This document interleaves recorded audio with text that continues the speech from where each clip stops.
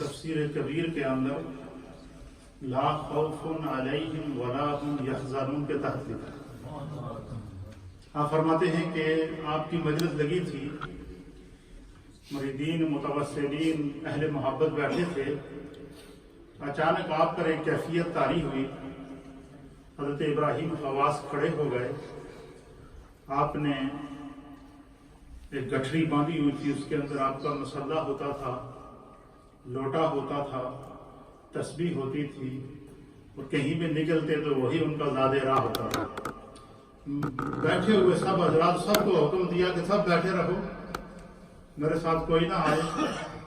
مجلس سے اٹھے اور چل دیے، اور گٹھڑی اٹھائی، کندھے پہ رکھی اور چل دیے۔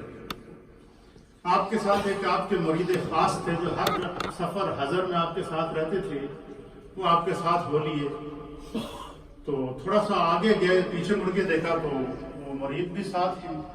آپ نے اسے کہا کہ تم رک جاؤ۔ انہوں نے کہا جی جے پیروں کا دامن پھڑیا ہے تو جے مرنا ہے، جینا ہے، دنیا ہی رہنا ہے، آخرت بھی جانا ہے، جنت بھی جانا ہے، تو پیروں کے لڑ لگ کے ہی جانا ہے۔ میں آپ کے ساتھ ہی رہوں گا چاہے کچھ بھی ہو۔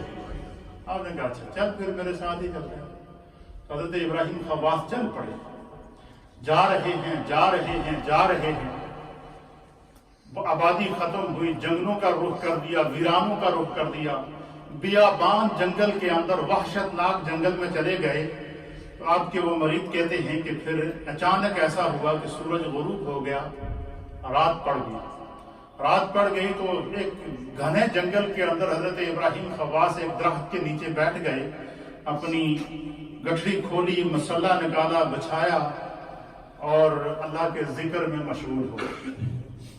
وہ فرماتے ہیں کہ جب حضرت ابراہیم خواص نے اللہ کا ذکر شروع کیا، اللہ ہو کے صدائیں لگائیں، آپ کے وہ مرید کہتے ہیں کہ ایک عجیب کیفیت تھی، آپ کی آنکھیں بند تھیں، ذکر کی صدائیں بلند ہو رہی تھیں۔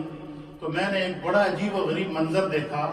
میں نے منظر یہ دیکھا کہ اس جنگل کے اندر موجود جتنے جنگلی جانور تھے، جتنے جنگلی درندے تھے، جانور تھے، حشرات الارض تھے، میں نے دیکھا کہ سب لائن کے ساتھ آ رہے ہیں اور حضرت ابراہیم خواص کی طرف بڑھ رہے ہیں۔ کہتے ہیں کہ وہ میں نے دیکھا کہ ایک طرف سے شیر آ رہا ہے، ایک طرف سے چیتا آ رہا ہے، ایک طرف سے جو ہے وہ سانپ چلے آ رہے ہیں، بچھو چلے آ رہے ہیں۔ کہتے ہیں کہ میں ڈر گیا تو میں نے آوازیں دی حضرت کو کہ حضرت جنگلی جانوروں نے حملہ کر دیا۔ تو کہتے ہیں کہ ان پر ایک کیفیت طاری تھی، انہوں نے میری بات سنی ہی نہیں اور وہ ذکر کرتے رہے۔ کہتے ہیں کہ جب وہ جانور جیسے جیسے قریب آتے گئے تو آپ کے وہ مرید کہتے ہیں میں بہت ڈر گیا۔ تو میں نے کہا چلو میں کم از کم اپنی جان تو بچاؤں۔ تو کہتا ہے کہ میں اس درخت کے اوپر چڑھ گیا، میں درخت پہ چڑھ گیا اور درخت کی ایک شاخ کے اوپر جا کے بیٹھ گیا۔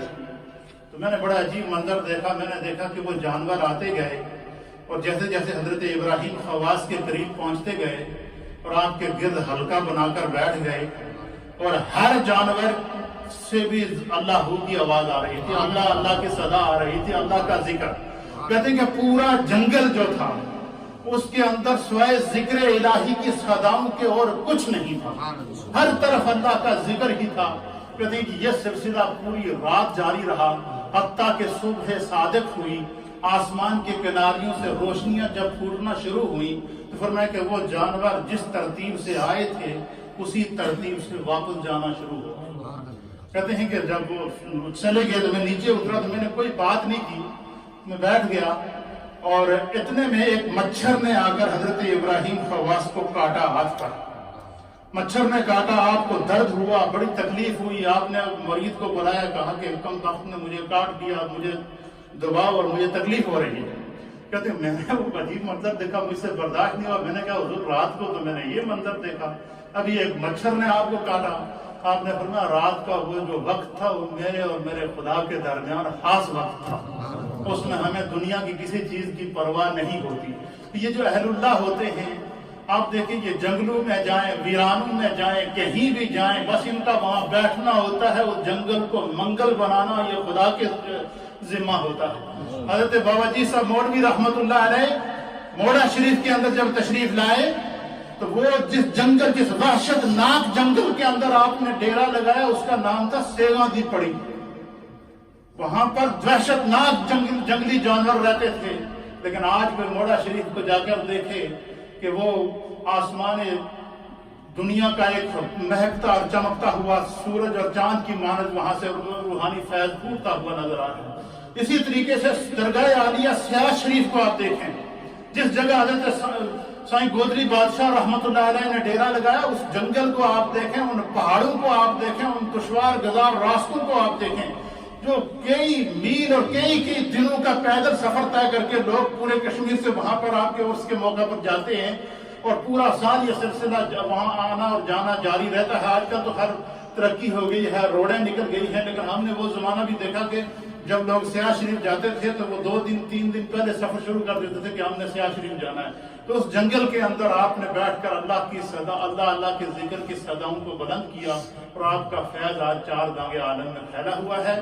الحمدللہ دنیا علم و عرفان کی عظیم روحانی شخصیات حضرت پیر جانزیب بادشاہ صاحب دامت برکاتہم العالیہ بوڑا شریف آپ تشریف فرما ہیں، حضرت پروفیسر ڈاکٹر مفکر ملت ڈاکٹر ساجد الرحمان صاحب تشریف فرما ہیں۔ قبلہ ڈاکٹر صاحب کے خطاب سے پہلے میں آستانہ عالیہ سیاہ شریف حضرت سائیں گودری بادشاہ رحمۃ اللہ علیہ کے پوتے اور آپ کی درگاہ اور آپ کے فیض سے مملو جناب صاحبزادہ سائیں شہزاد فاروق صاحب کی خدمت میں گزارش کروں گا کہ کلمات تشکر کے ساتھ ساتھ نعتیہ اشعار پیش کریں گے، اور اس کے بعد انشاءاللہ ڈاکٹر صاحب کا خصوصی بیان۔